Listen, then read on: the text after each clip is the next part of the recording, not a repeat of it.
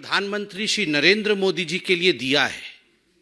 उन्होंने माननीय प्रधानमंत्री श्री नरेंद्र मोदी जी को रावण कहा है और मुझे लगता है इससे बड़ी धृष्टता, इस प्रकार के भाषा का प्रयोग, इस प्रकार का गाली गलौज अपने प्रधानमंत्री के लिए करना और वह भी गुजरात के सपूत के लिए ऐसे शब्दों का प्रयोग गुजरात में खड़े होकर करना, यह उचित नहीं है, यह निंदनीय है और कहीं ना कहीं यह कांग्रेस की मानसिकता को दर्शाता है। नरेंद्र मोदी जी गुजरात के वह पुत्र हैं, नरेंद्र मोदी जी वह गुजराती है जो आज ये कहने से अतिशयोक्ति नहीं होगा कि वो गुजरात के स्वाभिमान के रूप में, हिंदुस्तान के प्रधानमंत्री के रूप में विगत 8 वर्षों से काम करते हुए हिंदुस्तान के प्रत्येक गरीब को, हिंदुस्तान के प्रत्येक पिछड़े को, हिंदुस्तान के प्रत्येक मजदूर को किस प्रकार से आगे लिया जा सके, उसका विकास कैसे हो, उसके लिए अनवरत कार्य कर रहे हैं। मैं तो सल्यूट करता हूं गुजरात की भूमि को, पवित्र गुजरात की भूमि को, पवित्र गुजरात की मिट्टी को मैं सल्यूट करता हूं कि उन्होंने ऐसा एक सुपूत हिंदुस्तान को दिया है जिसके लिए पूरे विश्व में आज एक अनुपम छवि बनी है। A leader who is considered as a global leader today across the world, उसको रावण कहना और उसके लिए इस प्रकार के अपशब्दों का प्रयोग करना, यह केवल और केवल मोदी जी का अपमान है, ऐसा नहीं है। मल्लिकार्जुन खड़गे जी, सोनिया गांधी जी, राहुल जी, आप जान ले, यह प्रत्येक गुजराती का अपमान है। This is an insult which is rubbed into every Gujarati. यह गुजरात का अपमान है और खड़गे साहब, सोनिया जी के कहने पर आपने गुजरात में जाके, गुजरात की मिट्टी पर खड़े होकर गुजरात के बेटे के लिए जिस प्रकार के शब्दों का प्रयोग किया है, उससे कांग्रेस को आईना दिखाने का काम गुजरात की जनता करेगी। बंधुगण, मैंने इसलिए कहा कि मल्लिकार्जुन खड़गे जी के ये वक्तव्य नहीं है, ये वक्तव्य सोनिया गांधी और राहुल गांधी जी के, क्योंकि जिस प्रकार का नफरत गांधी परिवार में नरेंद्र मोदी जी के लिए रहा है, नतीजा हुआ है कि आरंभ तो सोनिया जी से होता है और गाली देने का काम तमाम कांग्रेस के नेता करते हैं। आप याद कीजिए, सबसे पहले मोदी जी को मौत का सौदागर कह के संबोधित किया था आदरणीय सोनिया गांधी जी ने। क्या नतीजा रहा? जब एक गुजराती को, जब एक मेहनत कश गुजराती को मौत का सौदागर कहा जाता है, तो गुजरात की जनता ने सोनिया जी और कांग्रेस पार्टी को इसका जवाब दिया। नतीजा हमने देखा है और आज फिर से मल्लिकार्जुन खड़गे जी प्रधानमंत्री जी को रावण कह रहे हैं। और इतना ही नहीं, आज से 1 हफ्ते पहले मधुसूदन मिस्त्री, जो कांग्रेस के बड़े नेता हैं, उन्होंने कहा था कि हम मोदी को औकात दिखा देंगे। मुझे कहते हुए दुख हो रहा है कि आज नरेंद्र मोदी जी पूरे विश्व में हिंदुस्तान कहां खड़ा है, किस पायदान पे खड़े हैं, इसको बता रहे हैं। 11वें नंबर स्थान से अगर हिंदुस्तान 5वें नंबर का आर्थिक शक्ति बनता है और उसके पीछे नरेंद्र मोदी जी की मेहनत है, तो मोदी जी को औकात दिखाने की बात मधुसूदन मिस्त्री और कांग्रेस पार्टी करती है। केवल रावण नहीं कहा गया, बार बार जो औकात दिखा देंगे कहा गया है। क्या औकात दिखा देंगे सोनिया जी? मोदी जी ने सर्जिकल स्ट्राइक करके पाकिस्तान को सबक सिखाया, पाकिस्तान को अपनी औकात दिखाई। मोदी जी ने जिस प्रकार से आतंकवाद के खिलाफ काम किया है, आतंकवाद को अपना औकात दिखाया कि तुम सर उठा करके हिंदुस्तान में जी नहीं सकते हो आतंकवाद। तो इस कारण से आप मोदी जी को रावण और आप मोदी जी को औकात दिखाने के विषय में बताएंगे।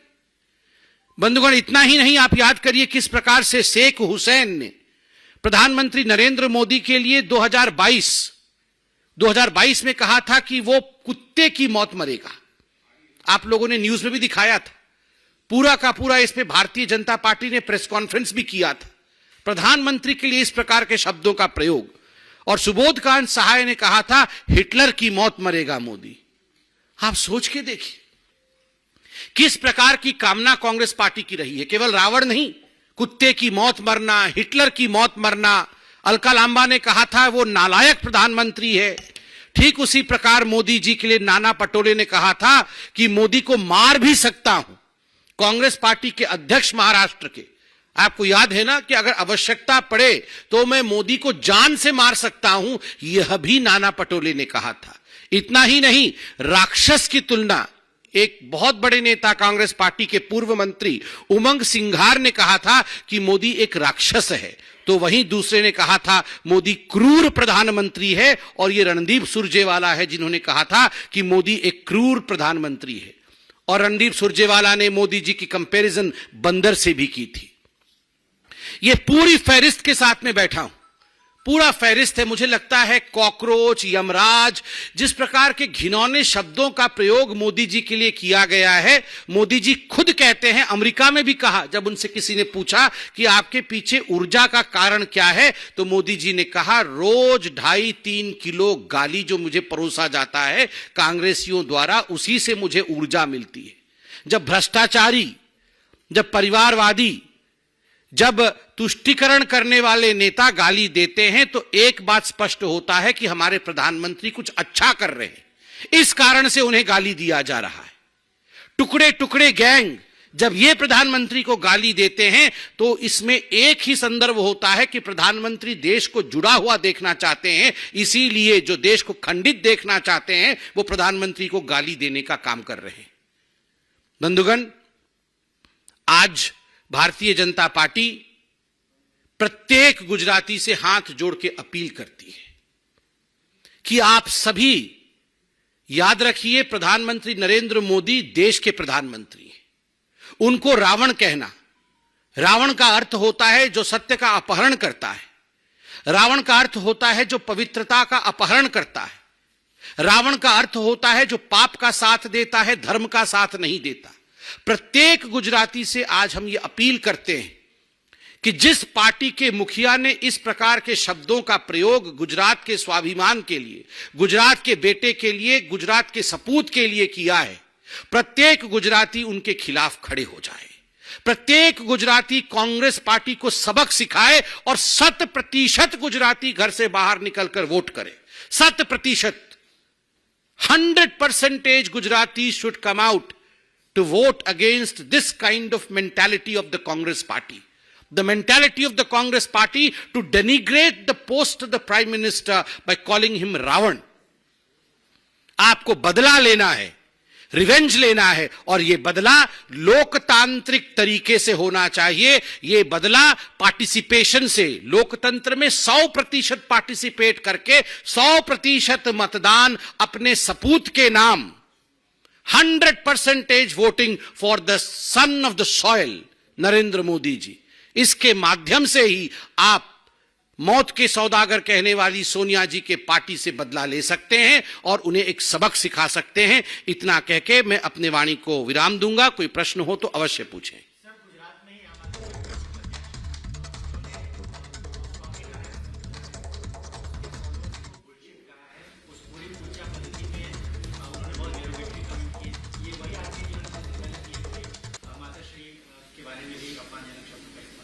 मैं पहले तो इस मंच से स्वामी नारायण संप्रदाय को जय श्री नारायण कहूंगा, उनका नमन करूंगा। मैं खुद भी स्वामीनारायण संप्रदाय से जुड़ा हुआ हूं और खुद भी अक्षरधाम समय समय पर जाकर पूजा अर्चना करता हूं।